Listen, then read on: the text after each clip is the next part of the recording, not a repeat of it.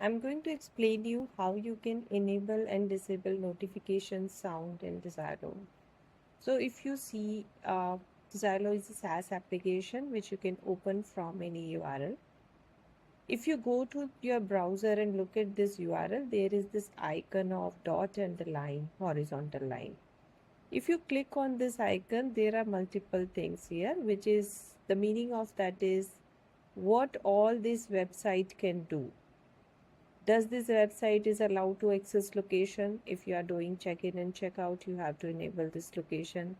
Can this application access your microphone? If you enable this, then only this URL will be able to access microphone. For an example, in chat, if you are recording audio message and sending it, then you need a microphone permission. Similarly, this is a notification permission. This notification means that can this send the pop-up notification to you?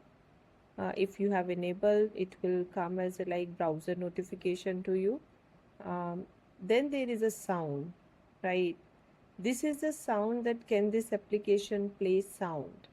We have added a sound for a bell notification. So every 15 minutes, whenever you get the new notifications, like once you have a few notification, every 15 minutes we check those notifications and play a sound.